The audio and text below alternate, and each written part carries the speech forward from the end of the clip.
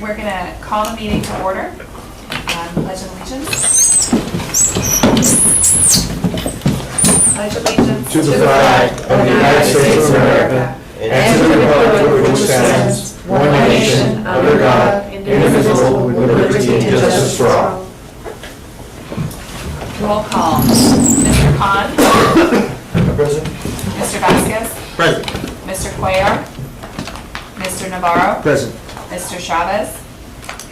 Mr. Guevara. And we have a new member. Yes. Yes, And Luis you- Dominguez. Dominguez, Mr. Dominguez. Dominguez. Thank you. What was the first name? Luis. Luis, welcome. So we need to approve the minutes.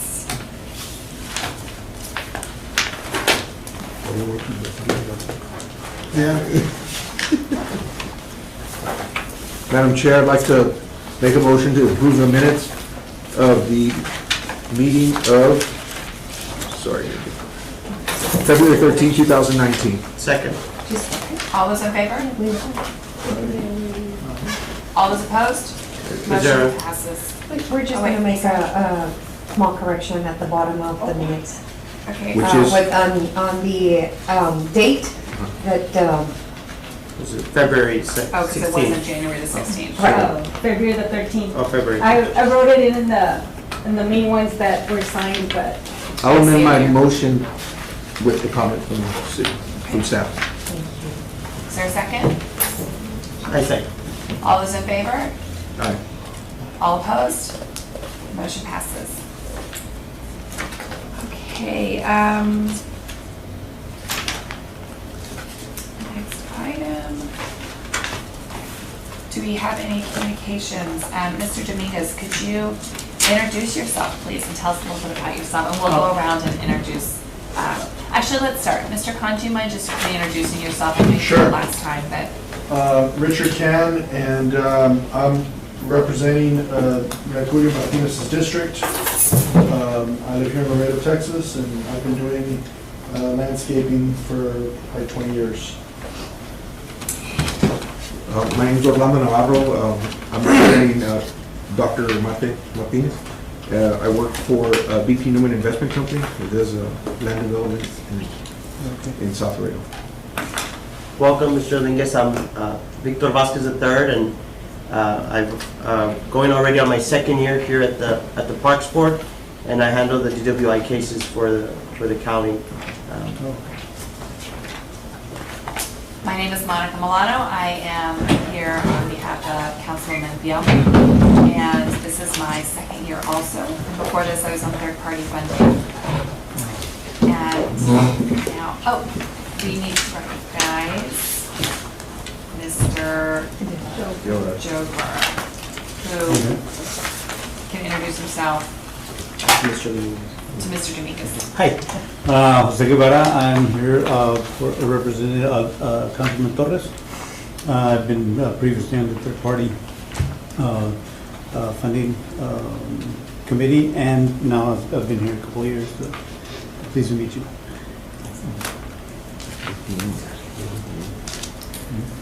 Mr. Dominguez, can you tell us a little bit about yourself? Yes, okay, my name is Luis Dominguez.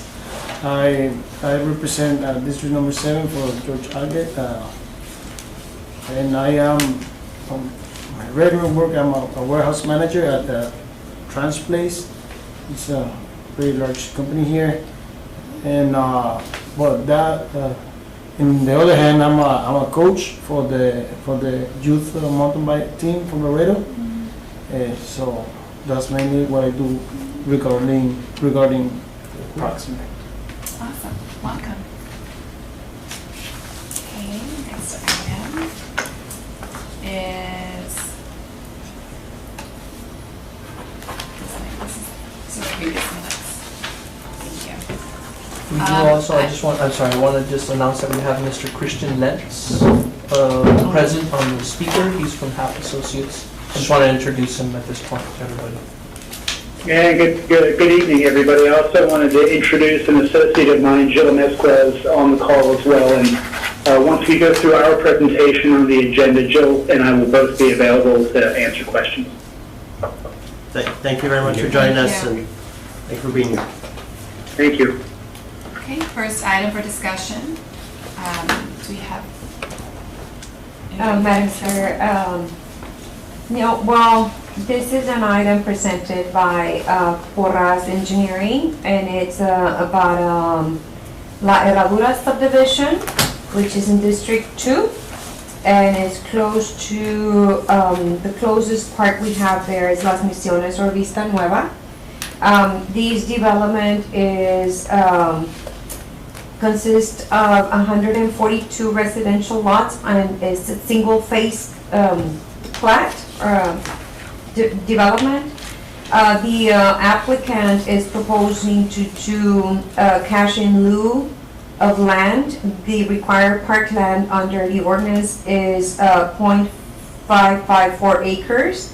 And the cash in lieu proposed, instead of those 55 acres is at the rate of 45,000 will be 24,930. And the park improvement fee for this development will be, based on the 142 lots, will be 44,588. So the total payment for them to present prior to recordation of the plat will be 69,518. The developer is in agreement and staff recommends approval of this proposal. Is there any discussion on this item? Any questions? Yeah, I've got a quick question. Just how is the 45,000 per acre, where does that come from? It's in the ordinance.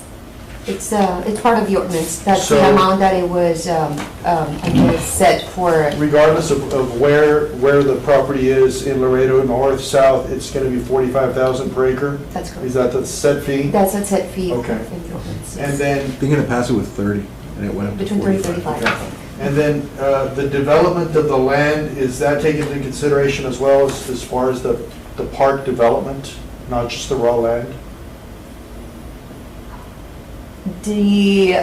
Well, they're not proposing parkland They're proposing just to, to do cash instead of the required land. okay, so I guess my question is it just land that's required, or is it a park that's required? It's land Uh-huh. to be developed as a park, Okay, and the land that is required is, in this case, it'll be half an acre, Okay. based on the 142 lots. and who does the actual development of the land into a park? Is it the developer, or is it Parks and Rec? It can be either or. And in this case, those monies can be set for a park or raw land within a mile and a half of this development. And so the Parks Department can do the development. Right, I understand that part. What I'm saying is, as a developer, do they just have to give raw land, or do they have to provide an actual park for the development? I'm just not knowledgeable on the subject. It's optional. For the development can do the development of the park with the park improvement fee that he's required to provide. Okay, so in addition to land, there's a park improvement fee? Correct. Okay, and what number is that here? The park improvement fee is the 44,588. Okay, that's the part I didn't understand. Okay, I got it. Thank you. Recommendation to accept this as recommended by staff. Second. All those in favor? Aye. All those opposed? Motion passes. Second by, And moving on to staff reports for the master plan, the exciting master plan. We're ready for you, Christian. Okay, thank you so much, and good evening, everybody. Thank you again for hosting Jill and myself this evening to give you an update on the Parks, Recreation, and Open Space Master Plan. First thing I want to say before I get into the presentation is I want to offer some apologies. I think it was just about this time last year when we initially met with the advisory committee as part of the kickoff, the spring kickoff of the Parks, Recreation, and Open Space Master Plan. But the timing of the project, unfortunately, between then and now was derailed for a few different reasons.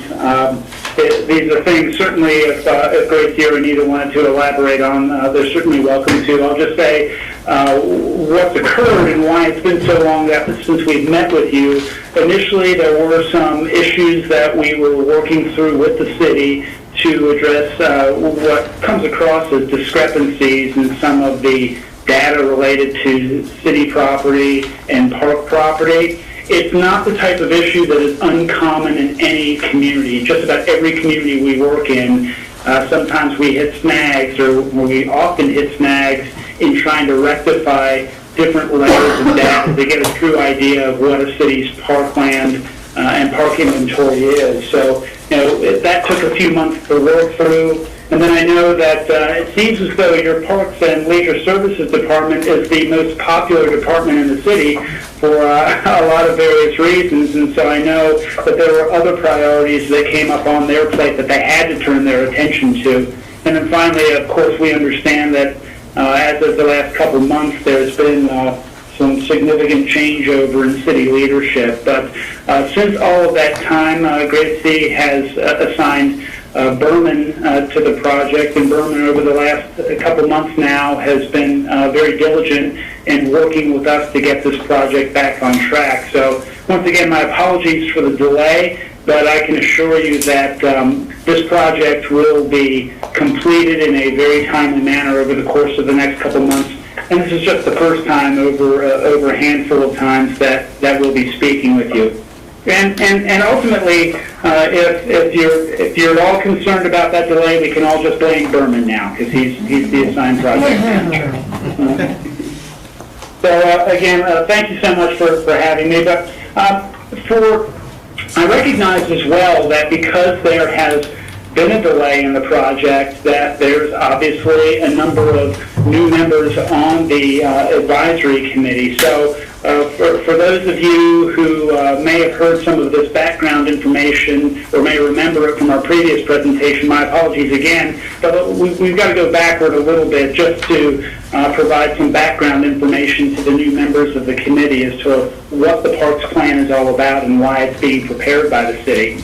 So we'll start with just a brief overview and a project status update. We'll provide you some information on the original public outreach that was held this past spring when the project was initiated and our findings from that public outreach. We'll talk to you about some general assessments of the amount of parkland and where your parkland is located, the number of facilities you have and the conditions of those facilities, and also a general overview of the recreational programs and events you as a city offer. Ultimately, all of these topics were in the stage in the process where we're providing what we term strategic considerations. And really, these are just the preliminary findings. You'll see here in the next couple slides that it's over the next few months that we really will get into some very distinct, specific recommendations for your park system and recreational programming moving forward. So a master plan update for those of you who are uninitiated in particular. The master plan update is to make sure that your parks and recreation goals and objectives as a community truly meet the needs and the desires of the people who live in your community. The demographic makeup of your city is constantly changing, and people's preferences and their recreational needs are constantly changing as well. So just like with any plan, somewhat making sure you check in every 5 years, every 10 years is always a prudent thing to do to make sure that the services you're providing match the community's needs. But ultimately, the plan also is an opportunity for you to really measure whether or not you're providing a sufficient amount of parkland, whether or not that parkland is located in close proximity to your residential areas and is distributed appropriately. And it also offers you an opportunity to see more specifically, are we providing the types of recreational programs in the events that our community wants to see. One additional particular reason to update your master plan, actually every 5 years, is results from the image on the right. The Texas Department of Parks and Wildlife, they oversee a fairly sizable grant program, and most communities in Texas get the incentive to keep their Parks and Recreation master plan update so they can stay eligible for those park and recreation grants that are offered by the state Parks and Wildlife Department. The Laredo Parks, Recreation, and Open Space Master Plan will ultimately be 5 chapters. We've provided staff with the first 3 draft chapters of the plan. Berman, have these chapters been distributed to the advisory committee yet, or is that still pending another round of staff review? No, they have been distributed. I know that we had placed emphasis on Chapter 3 for today's purposes, but they have been distributed. Okay, all right, I appreciate it. So, as I indicated, the intent of this evening's presentation, and it's really represented through those first 3 chapters, is just to go over those initial findings. And once we're able to get not just staff's feedback, but your feedback on those initial findings, and not just tonight, over the course of the next few weeks, as you're able to read those chapters and have the opportunity to provide some more feedback, we're certainly happy to take that. But only after we get all of that feedback do we feel comfortable in going in and making much more detailed system-wide recommendations for your park's facilities. Now, one term I want to point out is what I said system-wide recommendations, and this is an important point to bring up for people that might be uninitiated with this type of master plan. Since this is a system-wide plan, the intent is to identify issues that really apply not just to one specific park, but really apply across the board to your parks and recreation system. So ultimately, when we get to the point where we're making recommendations and we've got an implementation program, there are going to be recommendations on programs, on policies, on ordinances, and certainly there will be recommendations or capital recommendations, but this is not a capital improvements plan. So by that I mean this plan will not include, for every single one of your parks, it's not going to identify, well, you need this many new park benches, or you need this many garbage receptacles or bathrooms. It's just going to talk about those things in a very general manner, although when it comes to some large potential investments like build a new community park, at that point, the plan may identify what we call order of magnitude or planning level cost estimates, very general or generic cost estimates. And the intent is that any capital project that's recommended in your master plan, that's something that informs your capital improvements plan. And moving forward, you amend your capital improvements plan to incorporate the ideas that are in this system-wide plan. Do I have any questions about that particular issue? I had a question. This is Orlando speaking. When you talk about funding, does your company suggest any type of grants, tiger grants or anything like that that we could potentially go after when we're talking about bigger issues than little parks? Does your company do that? Yeah, we will certainly, particularly when it comes to those large potential investments, we'll identify some key, not just federal programs, but other programs that might help, at least with partial funding, to support that initiative. The parks plan will actually include a multi-page appendix that lists, I would say, Joe, at this point, hundreds of federal and state and private funding resources for all kinds of things, not just for infrastructure and facilities, but for programming as well. Okay, thank you. Yes.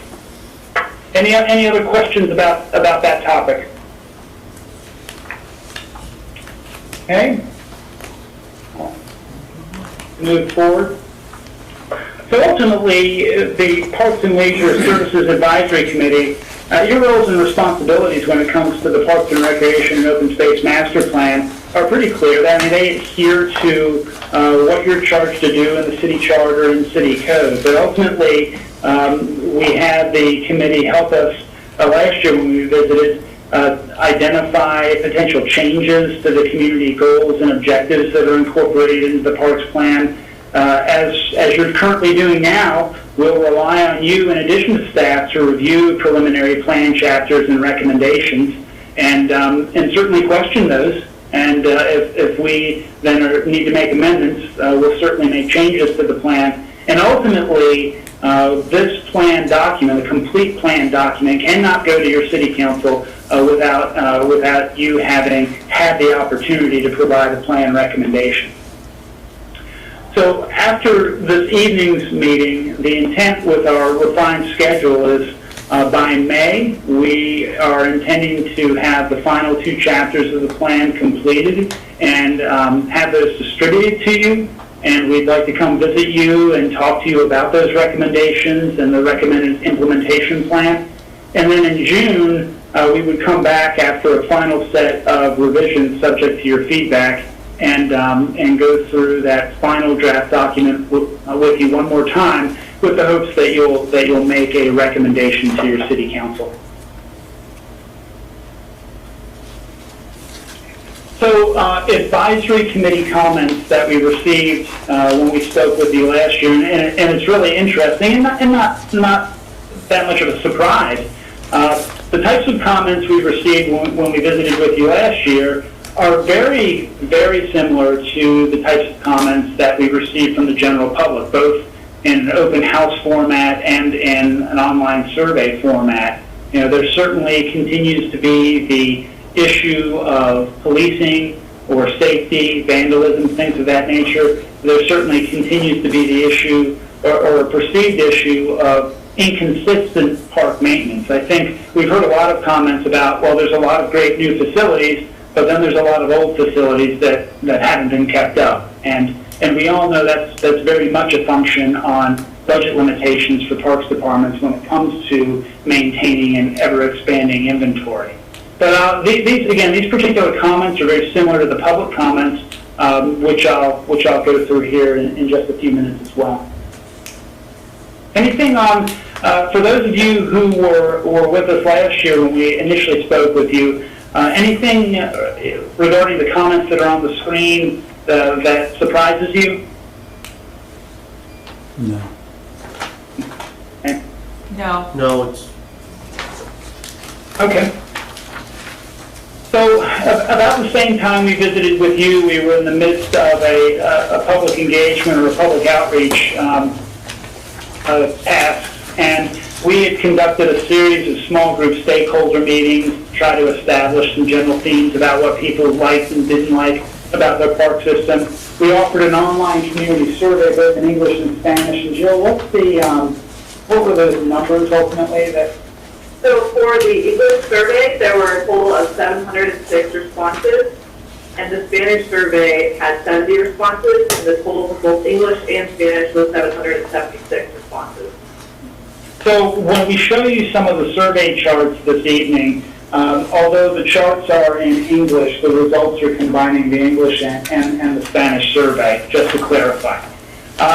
We've also, during the spring, conducted one initial public open house, and the way that public open house was administered, there were a number of information boards and also boards where we were soliciting community preferences on many of the same topics that were on the online survey. We just wanted to make sure that we were offering both an online option and an in-person option for those people that still prefer that. But it should come as no surprise to you. We get a lot more feedback, and no matter how much advertisement goes out, we get a lot more feedback through these online tools nowadays than we typically do through meetings. Nonetheless, the materials that we provided for the public open house, the Parks Department retained those, and over the course of the next several weeks, displayed those open house materials at a number of the different recreation centers, and was able to significantly boost the amount of feedback that they were getting on those preference boards just by the walk-through traffic at the rec centers.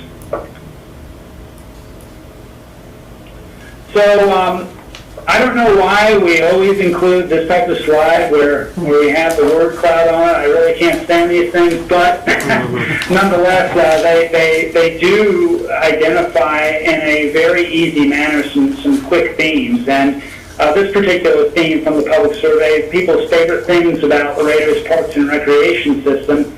Well, you can see it here, trails, walking and trails again. And, these are things that when you look through the words that are big, the words that popped up in the comments more often than not, these, just like most communities, again, are not very uncommon responses.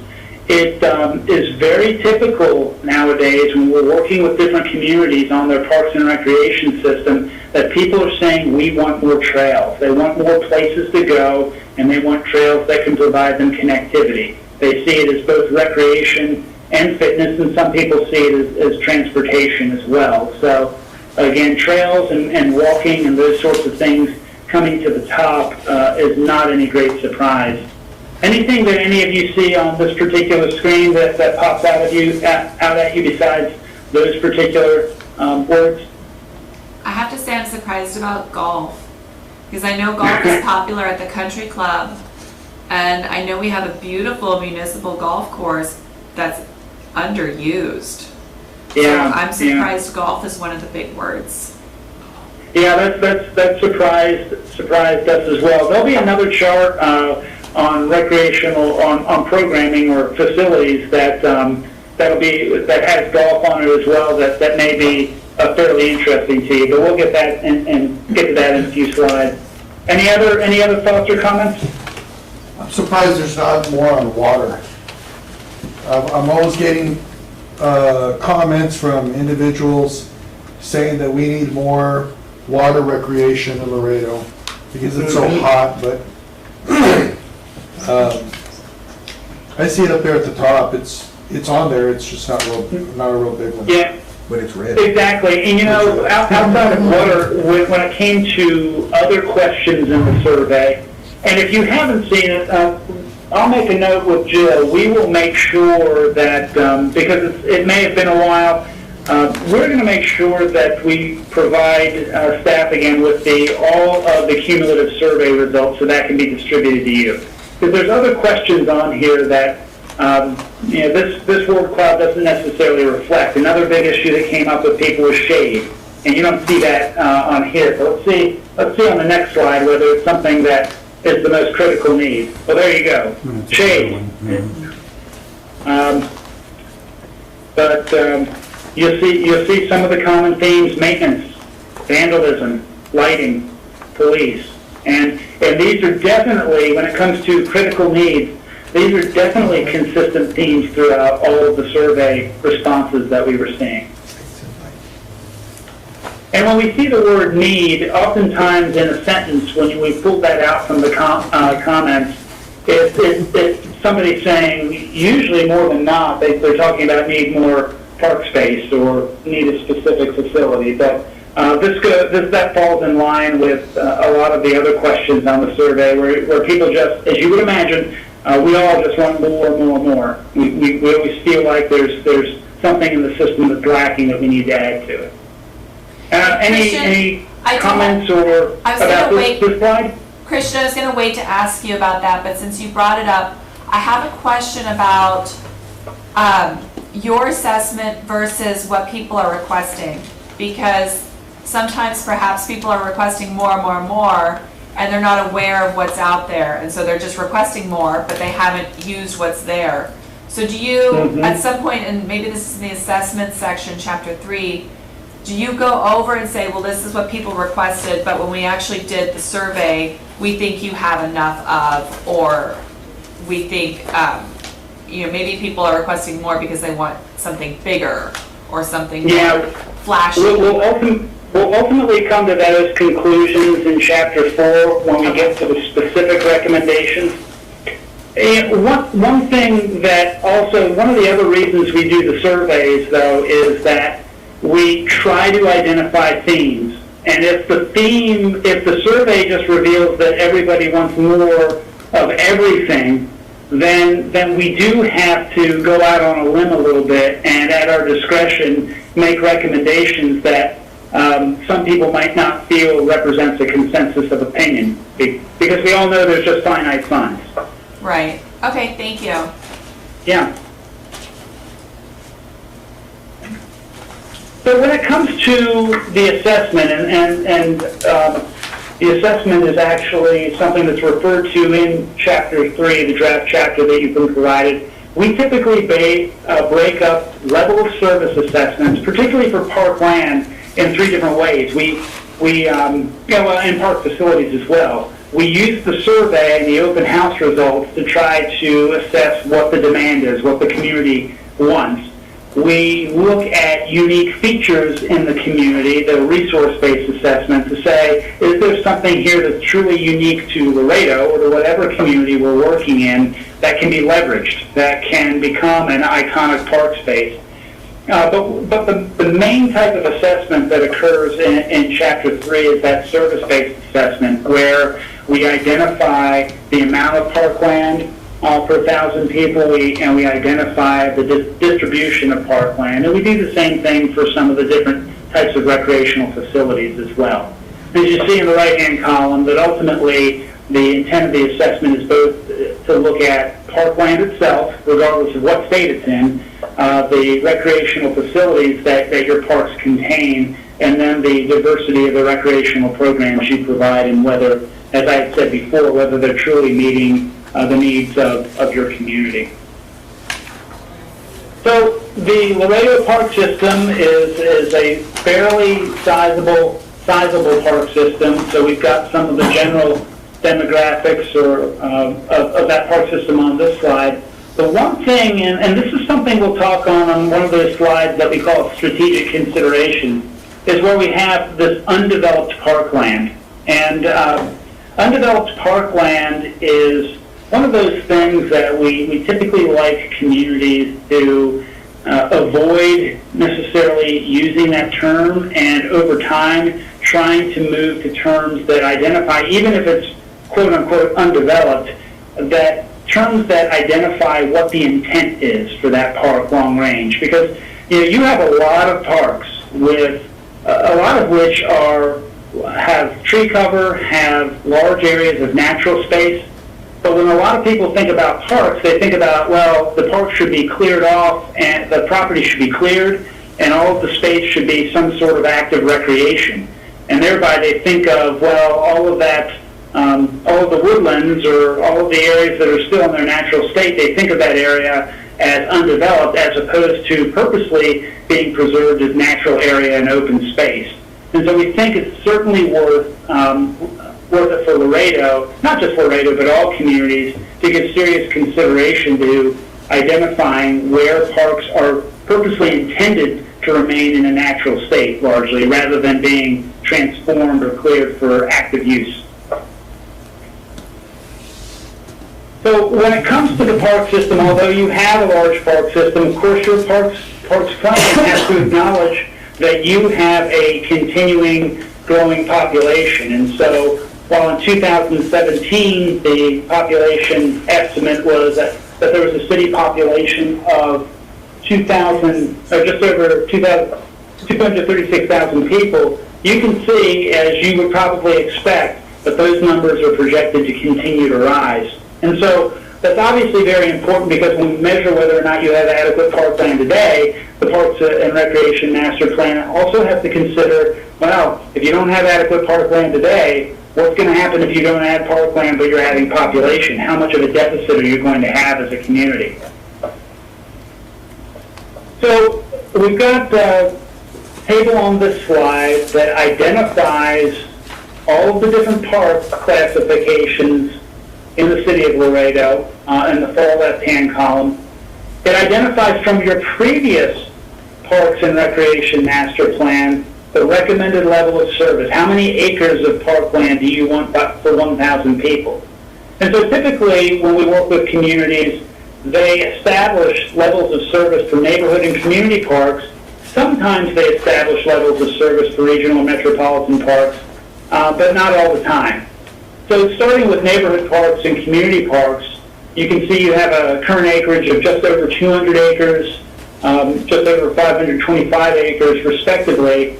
But based on your recommended level of service, the chart shows that there is a small deficit in 2017 population and the amount of neighborhood parkland that exists compared to your population, and a significant deficit in community parkland. Now, it's important for me to point out that these recommended level of service targets, these are always aspirational targets. And there are very few communities that we work with that are actually meeting the targets. They're just simply targets to work toward. You can see, though, on the far right-hand column that what the acreage target would be if using the level of service, recommended level of service that you have now and estimating your 2030 population. You can see that those aspirational targets just continue to rise. The fact that Laredo has an existing level of service target for regional parks and metropolitan parks, in a sense, does the city a disservice, because you end up then having numbers that say you are grossly deficient by many thousand acres in parkland, but in actual fact, even in large communities, they don't typically have significant numbers of regional and metropolitan parks. Those are very specialized parks, and so we would question moving forward whether or not the city needed to establish an acreage target for either of those types of parks, as opposed to saying, as an overall goal of the plan or an overall objective of the plan, we would like to establish a regional park and allow that acreage to be whatever it will be, rather than giving, I think, a false expectation or impression that you intend to add almost 4,000 acres of regional and metropolitan park in the future.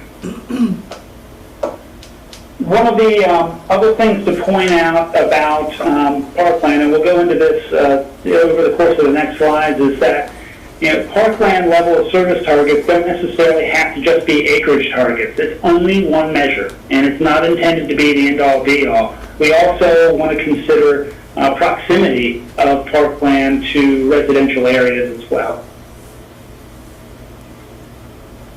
So when we talk about proximity, and we talk about the city's 33 neighborhood parks, and apply just a very generic 1/2 mile service area, that's about a 10-minute walk shed. Sometimes we'll just show a 1/4 mile walk shed. But regardless, you can see that there's actually fairly good coverage of the city, but you might see that there are some areas, particularly in Central City and in the northern end of the city, where there is not a lot of proximity of neighborhood parks to residential properties. So this slide would suggest that when it comes to the location of your parks, there are some distinct service areas, regardless of whether or not you have a surplus or deficit of neighborhood parkland. Christian, I have a question. In the Yeah. north, did you take into account any of the HOA parks? Because I know they're not municipal parks, but they still do service those neighborhoods. So we do that sometimes. We do not have a comprehensive list of HOA parks. Okay. But at the same, one thing I will add is even when we do have those HOA parks, when it comes to providing parkland, because we know that there are deed restrictions on there and there's not complete public access, I don't know that it would necessarily change the recommendations that would be based on the exhibits that we're showing you. Okay. I got a question. Why are some of the parks they don't seem to have a green service area around the park? That is a great question, and the next slide answers that question, because some of the parks are actually categorized as community parks. And as a community park, it's a park that's intended to serve a much larger service area. And so we show a larger service area for community parks, with the understanding that a community park is something typically that's not meant just to serve the directly adjacent residential areas, but a larger portion of your population, and therefore is a park that has a larger service area because a number of people are going to drive to get to that particular park. The other thing to note about your community parks, though, is that if you live next to a community park, you think of it as your neighborhood park. It serves that function as well. Between this slide and the last slide, though, sir, some of the parks won't show service areas because some of those parks that are on the slide are likely classified as a mini park or a pocket park, and we didn't show a service area for those. Also along that line, on the east side, there's the Lake Casablanca State Park, which that whole swatch of community abuts. That wasn't also considered? Well, we certainly will acknowledge it in the final document, but similar to HOA parks, because there's an access fee, it's not necessarily a park that we're saying this is going to serve an everyday recreational need for the citizens that rely on the municipal park system. Plus, quite frankly, the focus of the plan is on the operation of the municipal park system. Okay. So I would just say, for the north, there's Alexander and Winfield. And those are the two big HOAs that have the two big HOA parks. And I know as far as Winfield goes, a lot of people go to Winfield to walk, even if they're not living in that neighborhood, because the pathways are really nice. So when it comes to the city deciding where to put a park, it's my opinion that where the HOA parks are and where the state park is really influences where the city would consider spending its money. Yeah. Okay. So what I'm getting is that you're not necessarily saying, oh, there shouldn't be a park in proximity, but if you have to prioritize an area, you want to prioritize an area that's not served by that HOA park. I would think so. Yeah. That's a great point to bring up. Christian? And because essentially these maps serve as what we call a gap analysis, and ultimately, if we're going to make recommendations to you in this next chapter about which gaps to fill, the acknowledgement of those is certainly going to influence which gaps are prioritized. There was another question? Yeah, I'm just going to throw something out there that's, I went to a conference on border security a couple of weeks ago, and some of the monies that they're talking about using is to clear the areas that are very dense with foliage along the riverbanks. And I know that when it comes to parks, people want trails, they want shade. There's a lot of shade and a lot of trails along the riverbanks that could potentially, government funds could probably be used to clear all of the brush and create a park-like environment without having to do a lot of investment. Mm-hmm. And it's just something to consider because, one, it would provide border security by clearing out all of the riverbank areas, and second, it'd be a beautiful place to have trails. They have beautiful trees and palms along the river that are just naturally already there. Just something to throw out into the conversation. Mr. Kim brings up a really good point about the border security issue. I know we have creosote, which is invasive, and I know in areas where Border Patrol is bulldozing, they don't really have a plan to replace it with any beautiful foliage or beautiful palms. They're just bulldozing because their mission is border security and not beautification of the city. So that's a huge issue that needs to be considered. And there's government funds available for, the clearing of all that area, and I know that, I think Frank and Associates Architects are working with the planning department on possibly creating park-like environments along the riverbanks to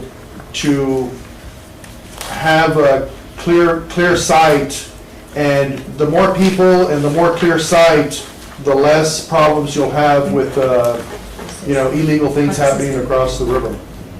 Absolutely. And when we were down, we certainly witnessed or saw the results of the clearing operations up by the Faskin Community Center. So we know that it's just, right now it's just kind of a rough hewn operation. So, but it's a good point to bring up when we're talking about considering funding opportunities. It's a non-traditional source to look into, but we'll definitely do more research on the funding that's being used for the clearing itself.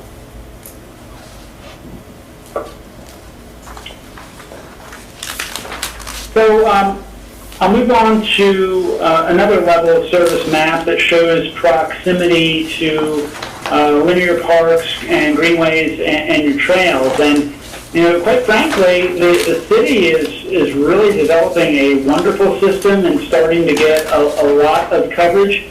We know that there are plans through your Viva Laredo comprehensive plan to extend that network as well. And also that the city, I don't know if the city's actually already initiated it, but if not, the city will soon be doing a bicycle and pedestrian master plan as well. So regarding recommendations of where trails will go in the future, this plan will stick closely to the recommendations that have already preceded it from the Viva Laredo comprehensive plan, because that plan does already identify a fairly extensive future system, and there is absolutely no reason for this plan to contradict those recommendations. Hey, Christian, one thing, going back real quick, when you said undeveloped parks, Yeah.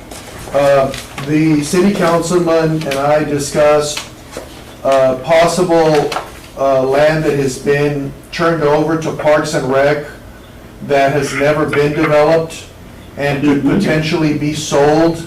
He gave the example of some land that's in Regency. I don't think that land will ever be turned into a park, but since it's very valuable, could possibly be sold and then the money used to build a park somewhere else. I don't know if that's a possible consideration. Yeah, I mean, we've got identified on the one slide what's identified as future parkland. I think as far as the consideration goes, I'm not sure if that's something that Gracie and Anita are already aware of which property that is. But ultimately, Yeah, I think I know what tract of land is this in the Regency. I'm not quite familiar with the restrictions or when it was turned over to the city. And yeah, we need to do some research on that property. I'm not sure. Yeah. Okay. And that actually brings up something I brought up before. Can the city sell pocket parks? I mean, if there's a pocket park that's not being used, it's being vandalized, what's the strategy for that? Something that's just a drain on the city resources. Is there a strategy? Has it ever come up? As we try to go towards, bigger parks that serve the community, we still have a ton of the tiny little neighborhood parks. I mean, legally, can they be sold? That is definitely a legal question, but I do know that generally we cannot sell property that belongs. Now, there are exceptions. Okay. And so it just depends if the sale of the property is going to benefit the city in some way or another. In order to do this, we need to do that. Okay. And so it's more, what I've seen more of it's an exchange. It's a property exchange between the school district and the city of Laredo to expand a school. We also need to expand whatever, we need to do a trail or, whatever the city is planning to do. And so that's what I've seen more, and but the actual sale of the property is definitely something that we need to bring up to you. Okay. And we can definitely do that and provide you an answer. And if the use changed, if you turned a neighborhood park into a trailhead and got rid of, the equipment, that's not a legal issue, right? I mean, No, parks that's can change the administrative. use of any park that they want. Right. Yeah, the use is generally up to the department, well, primarily it's up to the community. And so what does the community want to see in that area? And hence the reason we're going through this exercise, because this helps us to determine that. And so then we could recommend to council based on this, this, and this. And a lot of times council's very involved in their districts, and they're, they've done the campaigning, and so they've done the walking literally door to door. And so they've got the amazing survey. We should have done that. And given them some surveys, because they go all over, and so they have an amazing grasp of what that community wants. Okay. And so that's generally how it's initiated, and of course, at other times it's staff recommendation, but hence the reason we're going through this exercise, because we need this tool.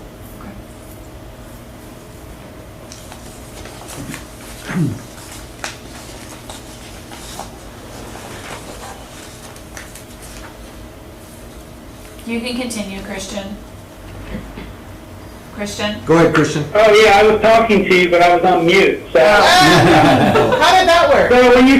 So when I started talking, and you said you may continue, Christian, I thought you were like mad at me about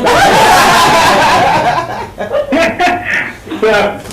So some of the preliminary thoughts that we've had based on the analysis that we've done moving forward with Parkland is one of the first things is actually that the city might reduce its community park acreage target, and a couple of reasons for this. By reducing the acreage target, that doesn't mean you're saying we don't want community parks, and that doesn't mean you're saying that if we are missing a community park in a certain area, we shouldn't place it there. What we have found, though, is increasingly, even though we said that these targets are aspirational, Laredo is already at a very significant deficit in community park space, even though you have a very large park system. And many of the communities that we're working with now, as opposed to 5 acres per 1,000 persons, which is in Laredo's current parks plan, many communities are just moving down to a more reasonable 3 acres per 1,000 residents. That still would place Laredo, even in today's population, at somewhat of a deficit, but also would provide it probably moving forward with a more achievable goal. The next recommendation is, we say it on the slide here, eliminate metropolitan park standard, but in reality, another thing that we're finding is there are a lot of communities that they see today no real practical distinction between a regional park and a metropolitan park.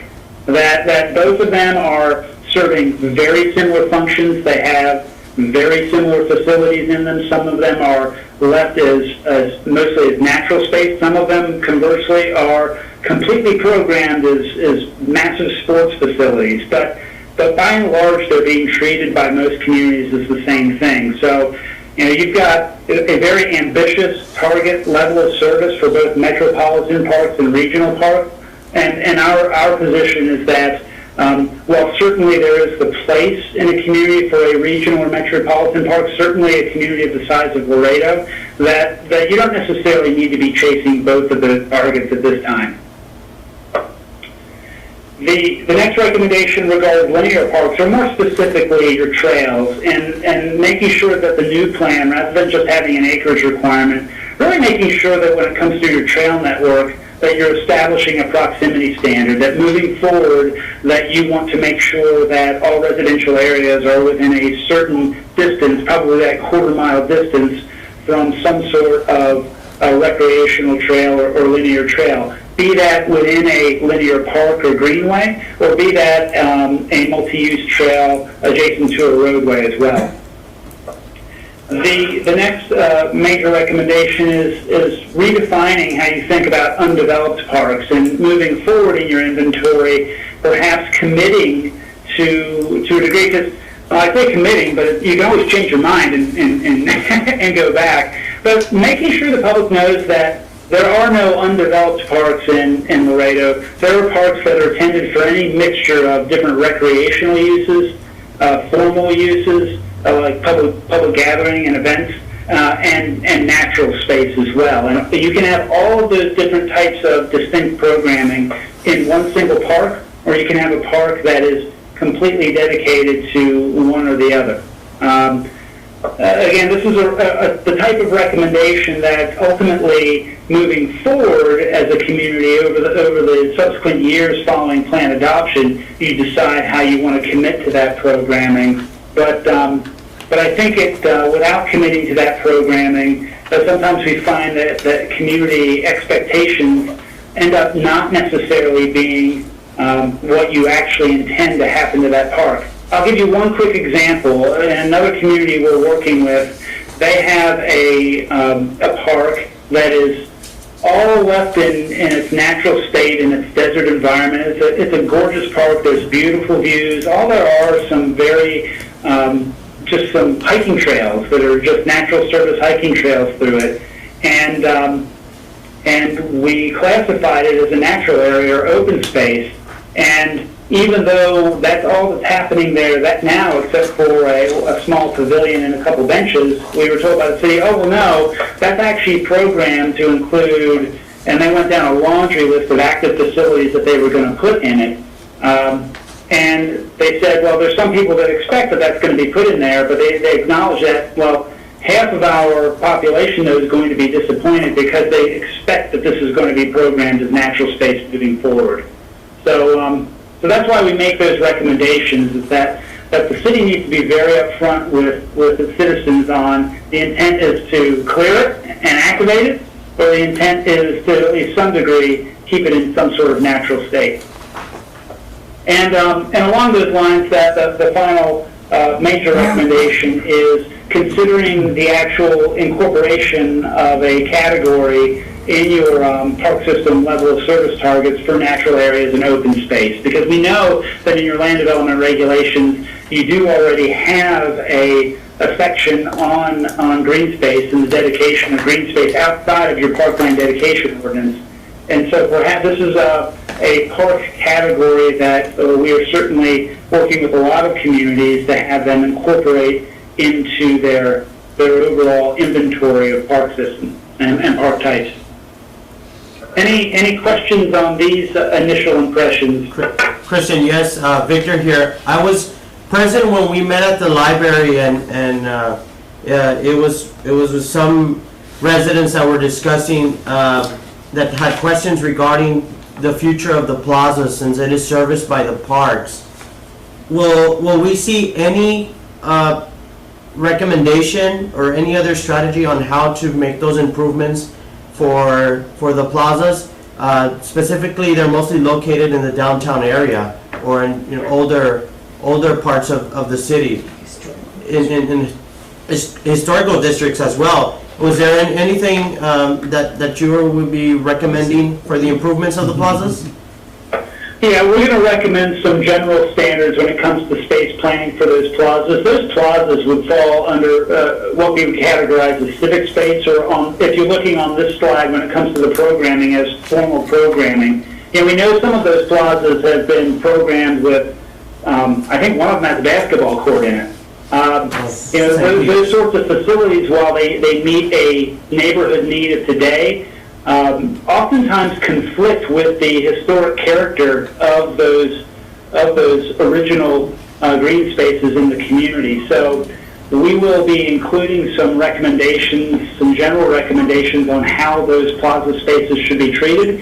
It builds off of what was recommended in the Viva Laredo comprehensive plan, which, by the way, we assisted in and wrote the parks chapter. So we'll be incorporating those recommendations from that comprehensive plan into the parks plan when it comes to space planning for your plazas. Definitely, thank you. Okay. Any other questions or comments?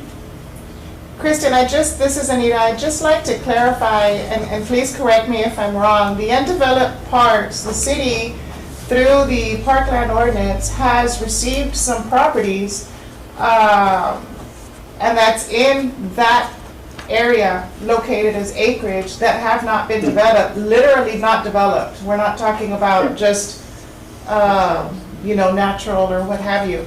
Is there any way that we can or do you find it necessary to have those put together? Do you understand? Like, To go ahead and Yet to then you need to go developed ahead and versus- identify the type of programming that you intend to put in that park? No, undeveloped meaning that it's literally raw. We literally just have acreage. And undeveloped is properties that we intend them to be that way. You know, we may put a little bit here and a little bit there, but generally, we want them to be natural. Yeah. Use. Yeah, I So, think that's why he's proposing Recreational. to redefine what is undeveloped and to consider natural areas, open space, a classification different, right? See, but. Yeah, so when it comes to your park system, Anita, if there are some of those that right now are listed as undeveloped, based on the data that the city's provided us, but the city feels like, yes, we would like to have a category for natural areas and open space, and there are specific undeveloped parks that we'd like to designate as such. Between now and the end of the plan project, we can make those adjustments in the inventory or propose those adjustments in your park inventory. It's like your bike trail. So you can have that distinction Your bike trail's between gonna be natural and undeveloped.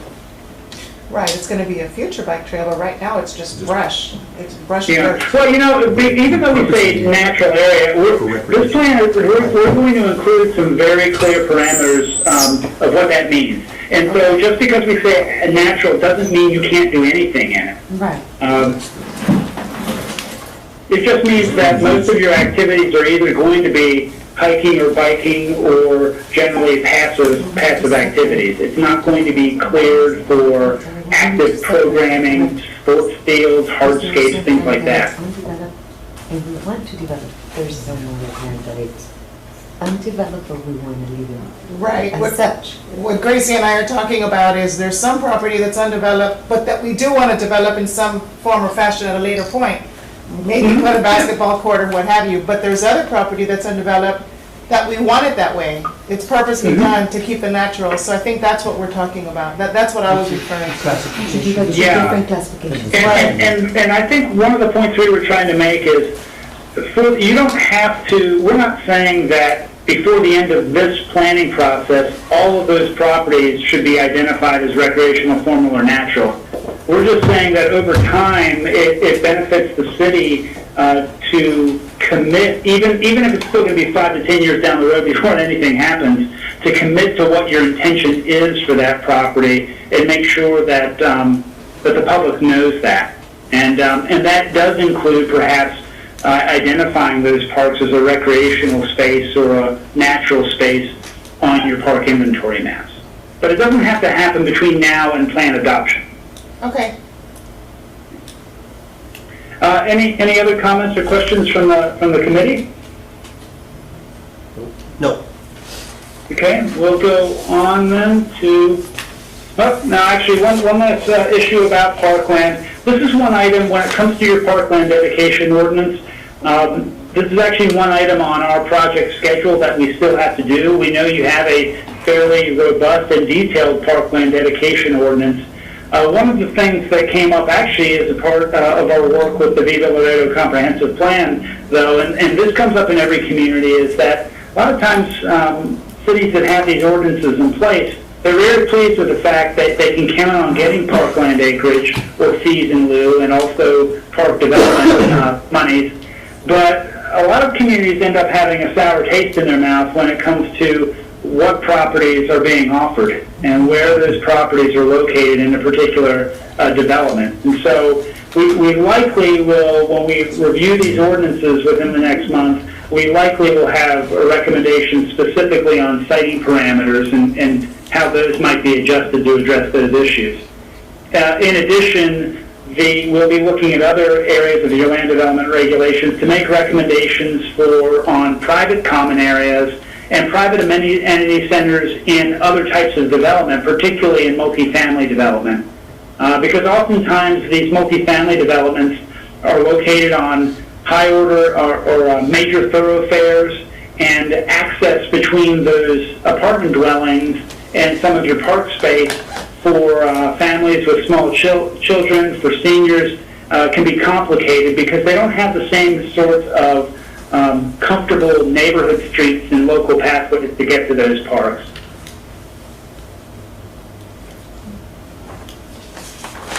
let's talk about facilities, and this goes to, and I'll just point out that item number on this slide, before I get into it, that I think we had quick conversation about golf courses. That's item number 26 on this chart. So, what this chart is showing, though, is the results of 2 of the survey questions. And the survey questions, one survey question listed a host of different recreational activities or facilities and said, how important is this to you? And then the follow-up question asked, how is the city performing on this item? And so this chart illustrates the results, and I'll help you interpret the results. The quadrant in the lower left-hand side says both. The people that answered the survey said, this particular item is not important to us, and, we don't think that the city's performing in it because, well, we either don't have it or it's just not a priority, so we're not really concerned about the city's performance. In the lower right-hand side, the quadrant says, this is something we really want, but perhaps the city's not providing us with enough opportunity to have access to these types of facilities. Now, in the upper left-hand corner, that quadrant basically says, we don't really want it, but for some reason the city's giving it to us anyway. And so that's definitely the category you don't want to be in. And we end up with a lot of things up there sometimes. And then of course in the upper right-hand corner it says, yes, these are things that are important to us, and we think the city is doing a fairly good job in providing it to us. Now, in reality, you don't have to be in the upper right-hand quadrant for the city to be doing a good job. Really, what you're looking for is that those dots are as close to the target line as possible. So, but the right-hand quadrant is kind of a good rule of thumb as well. And so you're going to see that most of those facilities are in the upper right-hand quadrant. They're below the target line, though, so your residents are saying there's a lot of different recreational facilities or activities that are important to us, and that the city is providing for those things, but because these items are somewhat disassociated with your target line, they're basically saying, yeah, there's still room for improvement. And oftentimes we find room for improvement means just greater access or a greater spread of these facilities around the city. So Christian, is item number 24 uncovered playgrounds? Is that a positive or a negative? Yeah, well, I would say that, where are we at on the chart there? Well, you definitely provide it, and it's definitely important, but outside of that, whether it's uncovered or covered, outside of that, other survey questions clearly identified people saying we want more shade. So regardless of covered or not, people are saying that the number of playgrounds and access to playgrounds is essentially meeting our needs. Okay. Yeah. Any other comments or questions? Gracie and Anita know that we try to be as exhaustive with this list as possible, but they also know that being exhaustive with these lists makes the survey 10 minutes longer. So, or 15 minutes longer, and ends up making people not necessarily complete them. I will say to that last question, though, if you look at item number 5, we have covered playgrounds, and you're seeing that that's, of all the dots, that's on the lower right-hand side, so people are saying it's very important, but there's the acknowledgement that they feel like the city can do much better on that. Okay. So what's keeping you from using Laredo Parks and Recreation more?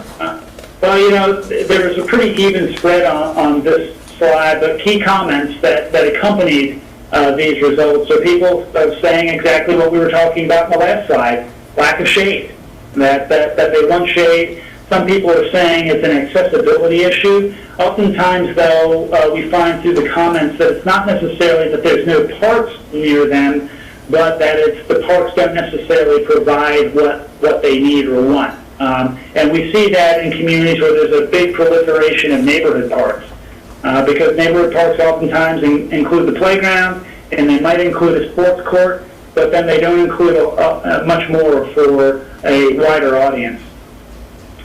We we see that people say they want more lighting in the parks, that was a prominent comment we received. And one thing that surprised us, now it's not a surprise that this last bullet point exists, because we hear that in a lot of communities, but this was the only place in the comments where we read or heard that there wasn't enough information about parks and where they are located. I would just actually ask staff whether or not you are hearing that comment down there in Laredo often, if that's a theme that's coming up with any of you. No, absolutely. That's and that's one of the key issues that we are focusing on with regard to our website. We are currently out on bids on that to update and modify and make it much more user-friendly. And so that's one of the reasons that we're doing that, as well as trying to get the promotion through that, also working on promoting the parks and the recreation activities. But yeah, that's definitely on our plate. Do I have any other comments from the committee on this slide? No. Will you also give a recommendation on how the city can improve with providing that information for our residents? Yeah.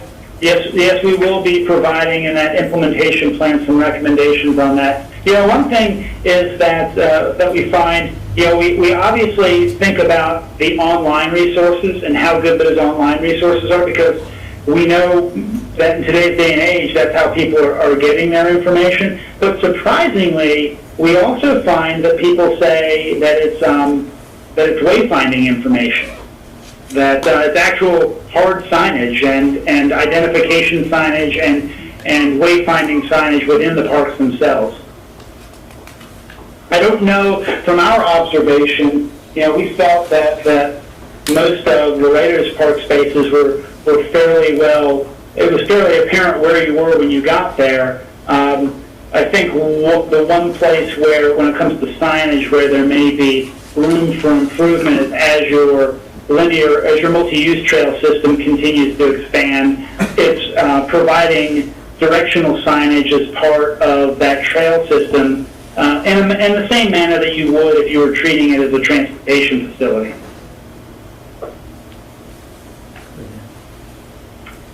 So another question was how important these following potential actions would be to you. And this is one of those questions where it's kind of like, everybody felt like everything was important. I guess that's a similar theme or a similar comment I made on a few slides back, that there's not really anything in here that is that sticks out above and beyond any other consideration. So people are saying, provide us all of these things that we think that they're very important. So we try to rely on the specific comments that accompany the survey to get an idea of what people are talking about. But ultimately, this is something that when it comes to making recommendations of which of these facilities or which of these activities should rise to the top, it's going to require over the next month or so some further conversation with city staff as well to determine. But when it comes to facilities, some strategic considerations, just like with parkland, we've heard security, we've heard safety, and the issue that's rising to the top is lighting. But we need to when we talk about lighting, we don't mean just light everything up like a candle. We are very serious about strategic lighting, because we also know when it comes to safety and security in parks that your parks have hours of operation as well. So the intent isn't to light it in a way that you're inviting everybody to use the space at all hours, but strategic lighting in areas where you would expect people to congregate. When we talk about shade, one of the things about shade is strategic shade, both by mixing structures and and strategic plantings, because we all know that the structures cost money, they deteriorate, they start to look bad over time if they're not immediately maintained or replaced, it can start to paint the park system in a bad light. So oftentimes what we're recommending to communities is that you're doing strategic clusterings of shade where you think people are going to congregate at key locations in the park, and you can combine shade structures with plantings. And as those structures, if they deteriorate over time and you find that you're, as an organization, are not committed to funding to replace it, the intent is over time that investment in the natural shade and the plantings, those plantings have matured and can substitute for the types of shading that the shade structure initially provided. Obviously, what we're finding also, and we'll talk more with city staff about this over the coming weeks, is an emphasis on really a maintenance funding emphasis. You know, a lot of communities are approving general obligation bonds to add more facilities to their system. But, you know, we've found, I think in part because of the way a lot of the discretionary funds are used by council, you know, we've found that all of your parks have a lot of really neat, really cool amenities in them, but oftentimes they're right next to a facility that's falling apart. And it's the exact opposite of what the new investment was as far as condition. And so we certainly need to talk to park staff about strategizing some recommendations on how your department can get additional maintenance funding. Also, in that light, we want to talk about in the plan some sort of systematic policy for adding facilities in a program park. We also know that discretionary funds can be used oftentimes as a knee-jerk reaction to address a specific request.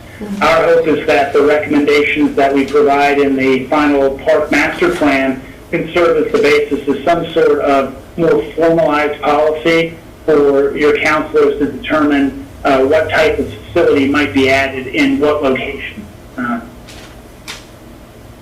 We'll also have some recommendations regarding security options, regarding whether it's prudent to look at staff resources to provide for more security and safety versus different investments that can be made in technology to serve that purpose. And then the last thing, and I'll go to the next slide, but certainly we can talk about any of the things on this slide, is a parks conditions assessment. You know, I mentioned that there are a number of parks where you've got some beautiful new facilities right next to some significantly deteriorated facilities. You know, in some other communities, we are working through a very detailed parks conditions assessment where we look at all of these categories in every single park and provide a conditions ranking for each one of those parks against each other. That's not part of the scope of this project, but it's certainly something that moving forward, following the completion of this plan, that the city should seriously consider doing and to help inform its future capital improvements programming. So certainly happy to take any questions or comments on this information.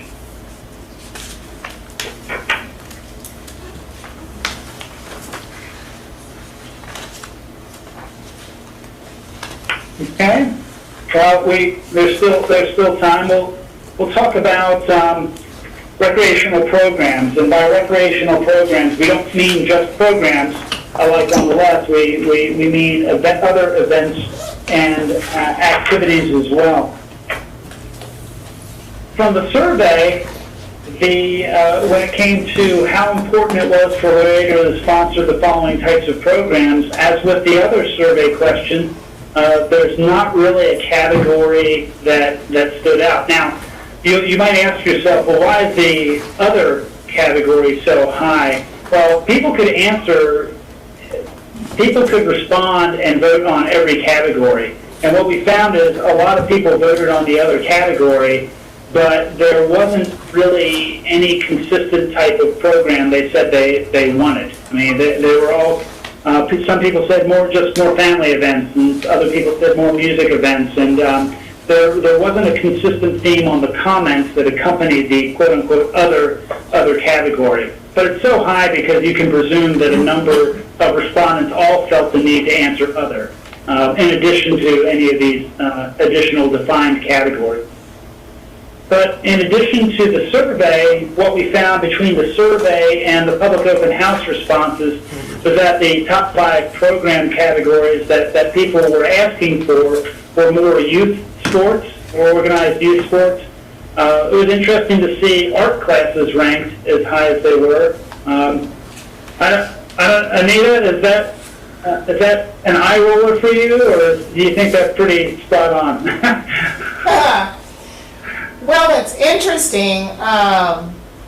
That's interesting when I saw that up there, because we've had art classes where we've had like 5 people enroll, and we're talking where we hire professional artists, and it's at a very reasonable price because we augment the price because we really wanted to put art programs in the rec centers. And so, we see limited numbers of people there. But what's funny is when we throw art activities in a special event outside, we get a lot of kids stop. So I don't know if it's just they like the art programs outside, but they don't necessarily want to become a Picasso inside. Does that make sense? So that makes perfect sense. So it's probably, and it makes sense also when we looked at the participation numbers in your program, that it's really a method of delivery. And so that's something that we have to put our heads together about. Absolutely. If this is truly the priority that it seems. So you see that there's also different events that are listed and exercise classes. And we know with your recreation centers that the city provides a wide range of exercise classes. And it seems over the last 5 years that the city continues to experiment with different types of classes to try to boost attendance. So Christian, this is Monica, about the art classes. And I'm really hoping that the new website will address this so that people can do a search for the whole city. You know, if they want an art class, they can easily search all the rec centers and find that one pottery class for ages 5 to 7-year-olds. Because for me, there's no rec center close to me, and so I would drive wherever it is. But I'm hoping, I know the summer programming catalog comes out, but just like year round, I know there are really great programs, but they're hard to find out about, and they're very recreation center specific. Right. Yes, absolutely. So, based on the city gave us, and bless you, Anita, and your staff for all the data you put together for us on the programs and events, because it was a significant amount of data. But we received program data for a 5-year period. And so, as you see from this slide, when it came to recreational programs, and we're taking into account the programs that don't exist anymore as well. But we saw over that 5-year period an increase of more than double in the amount of recreational programs that your staff is offering to the general public. So bless you for that effort. But what we're seeing is that although there's been an increase, a corresponding increase of about 57%, that increase is significantly lower than the number of programs that have been added, and so your participation rates actually declined over that same time. So in theory, that says we're offering more programs for fewer people, and so that's an issue. And oftentimes we know that your Parks Department is offering those programs to test ideas or to respond to some sort of mandate they were given to offer that particular program. So it's important to note that because it's a cost recovery issue. If you're offering all these programs, and they may be fee-based programs and they may not be, but your participation rate is declining, then you're putting more resources into something that's not providing enough revenue, as much revenue to offset to some degree these program offerings. We don't want you to think that we're saying that your recreational programs should pay for themselves. That's not necessarily the case. We understand that we're in the business to provide these services in a way that they might need to be subsidized. That's fine. But at the same time, if there's we always want to make sure that we're considering how can we ensure that the budget's being balanced as much as possible.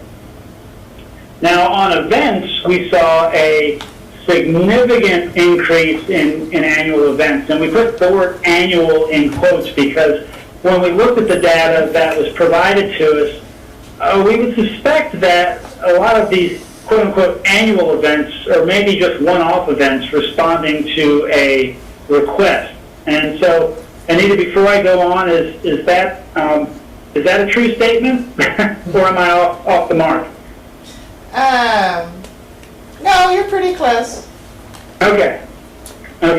So but what we've seen is from 2013 through 2017, and the former year, the city put on 12 events. By 2017, the city sponsored 53 events, a massive increase. And over that time, just like with recreational programs, your participation increased, but your rate of participation declined. And of course, when we looked at those events, there was no additional added entry fee. So that is all completely subsidized. It's a significant investment in time and resources to put on annual events for a slightly declining rate of participation. So I'll expect you. Some general thoughts on that. I'll expect you to explain that to the council because a lot of these are political things, you know, and that's where the struggle is. They're using them for their political gain. So when you make your presentation, make sure you put that in there. Oh yeah, I'm already practicing today how I can do it in just a politically correct way. Taking in consideration that we're taking 2013 to 2017, so also those ages, the kids doesn't go out anymore. So also the culture is still going out and still going to those events. So that decrease also Absolutely. goes there. Yeah. Well, and I do want to say that we work with a number of parks departments that the culture in their community is we provide these facilities. We're not from top to bottom. We're not a rich community, and there's a lot of people in our community that rely on these programs and these events. And so to show you this information again, we're not suggesting that the city should not be investing in these things. We just want to be able, through the parks planning process, to show how that disparity between the resources that go toward it and the actual participation you're getting, how that disparity is growing. Yep. So when it comes to strategic considerations, we know the number one thing, and this is actually also results from another survey question we didn't put on the slide, is that people are saying that programs for the youth, additional organized sports programs for the youth, are something that they see as a high priority. But along with that, oftentimes communities, particularly communities that are not affluent communities, are hard pressed to charge significant fees for that because they know that there's a lot of kids that wouldn't otherwise be able to participate. Where communities actually try to offset those expenses to some degree is by strategic expansions of their adult sports, because by and large, the adults that participate in these activities are more willing to put up some sort of enrollment fee to participate in that particular activity. And we're also seeing from the results that we got from your staff that there is good participation in the adult sports that are actually offered. How's the registration going for this 2018 co-ed volleyball league? That's interesting. We have a lot of people tell us, and this is for adults, we have a lot of people tell us that they want the league, and so many people are going to sign up. But it's difficult to do evening for volleyball. Basketball is a totally different story, and of course, baseball, softball is even, I mean, that's crazy. It's crazy, crazy. So that's real interesting. But our youth sports, and here's the issue, like with our baseball, softball, soccer, basketball, we have no more space. If we're gonna close up all of our recreation centers to provide sports, you would have them all closed off. You wouldn't have drop-ins anymore. Yeah. And so that's interesting. But our volleyball, it's not the league that's filling up, it's all our classes. Our classes, we've got hundreds of people. We've had to keep on opening additional volleyball classes.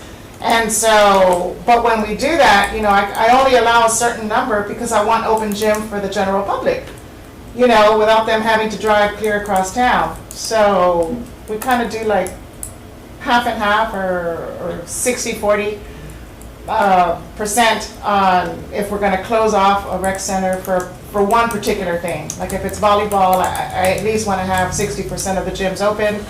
Leagues, same thing. And our outdoor sports, it's crazy.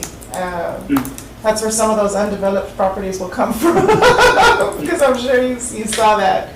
It's crazy. It's crazy. There's no fields. Yeah. Well, and for members of the advisory committee, when it comes to this next chapter in particular on the recommendation, I will be quite candid that those recommendations, as we're putting those together, we're not going to do those in a silo by ourselves. We're going to be contacting Berman and Anita in particular much more often over the next couple of months, because we need to make sure that the recommendations that we're making, based on our expertise in working with different communities, are going to line up with the unique conditions that you have in your community. So when you get Chapter 4 and Chapter 5 of this plan, you know, our intention is that those recommendations aren't just the quote-unquote consultant's recommendations, but they also recommend sound ideas that your staff is comfortable with and reflect the culture of your community. The other specific considerations is the recommendation or possible recommendation of if there's going to be an expansion of the programming that's offered to citizens in your community, that there be an emphasis on recreational programs versus events, and particularly on those programs where you can recover some of the costs by nominal fees that are associated with those programs. That, like with one of the previous slides, that there is a more systematic policy for how one-time events are added to the calendar. Again, I've got a couple months here for staff to help me figure out how to word that in a way where I can get out of council chambers with my head on my shoulders. But that certainly, you know, that certainly affects the efficiency. That ad hoc approach to these things certainly affects the efficiency of how your Parks and Leisure Services Department can effectively provide services. And then the last thing is we will be talking with Anita and Berman over the next several weeks to do a little bit more detailed evaluation of staffing levels and staffing needs in relation to your constantly growing plate of recreational programs and different events. Any comments or questions on this slide?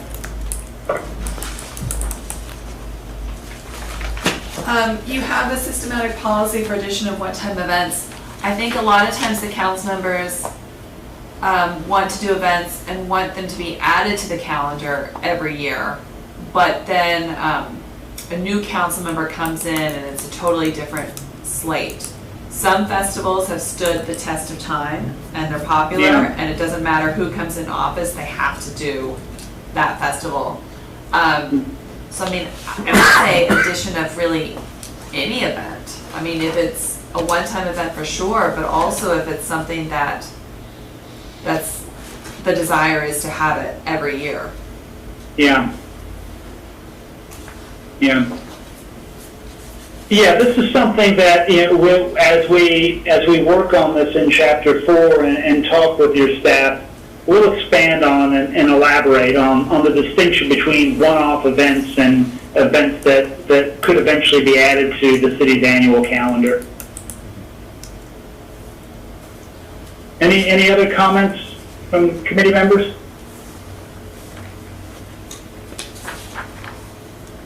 Okay, go to the next slide. So our next step, the intent is that, believe it or not, since it's been so long since we last met, is that by this summer, the city is adopting a new Parks, Recreation, and Open Space Master Plan. So the next steps that for Jill and me, first off, are going into much more detail on ordinance review and developing those recommendations, and then collaborating with your staff to prepare both Chapters 4 and Chapter 5 of the plan, and essentially to get a draft of those chapters to you by early May.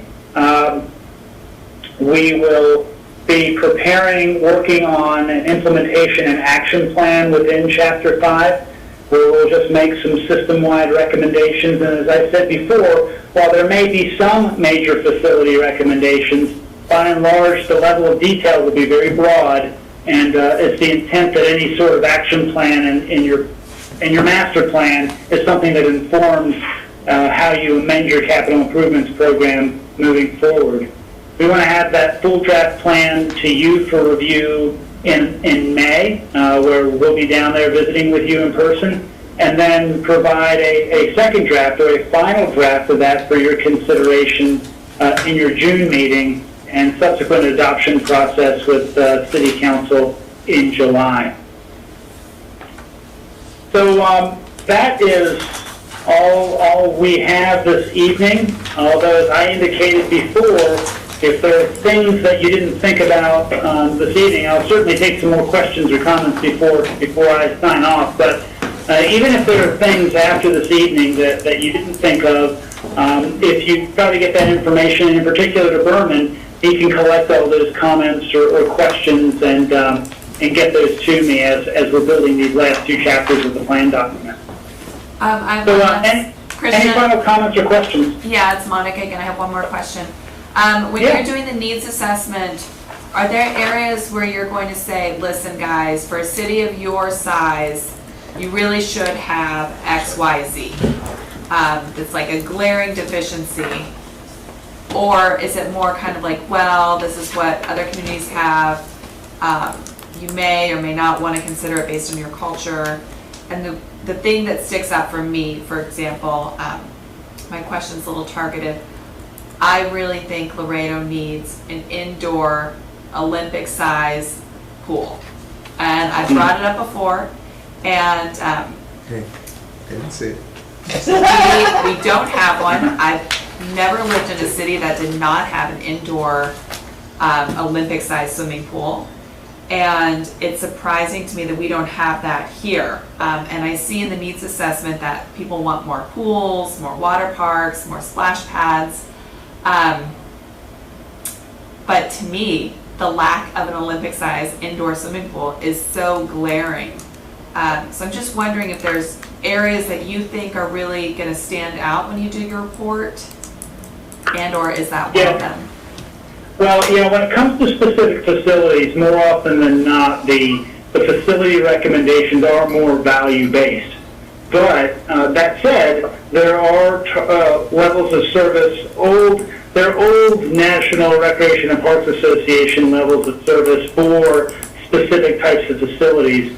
And even though NRPA doesn't necessarily acknowledge those old standards anymore, all of us in the field tend to go back to those and review those to determine where your community stands when it comes to providing a specific facility for a community of your size.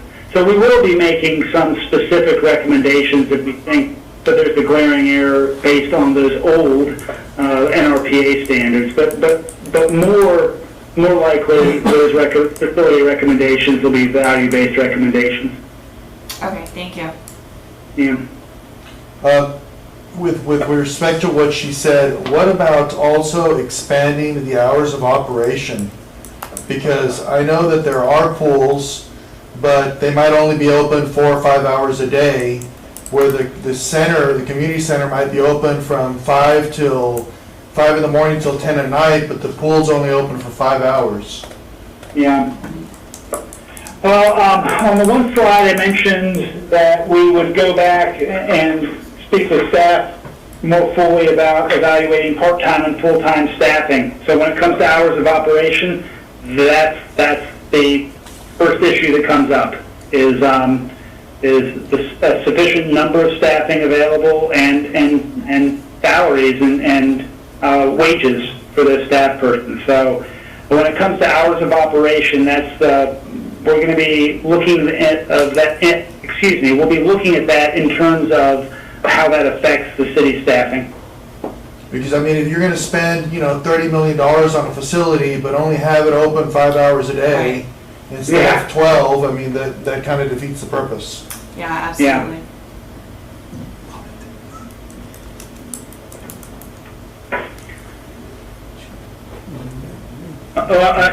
Understood, and that, again, that's why we are going to have recommendations on that, on general operations, but it does relate to the staffing issue. Anything else?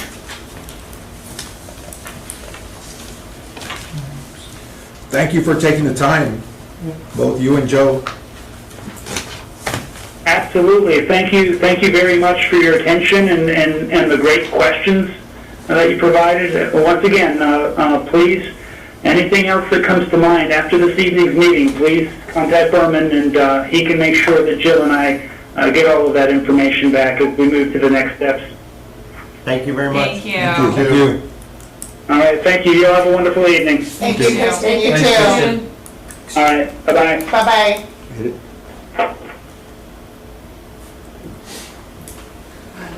A lot of information. So next agenda item, items for next meeting? Yes, Madam Chair, if I may, I just wrote a couple of notes, but for example, the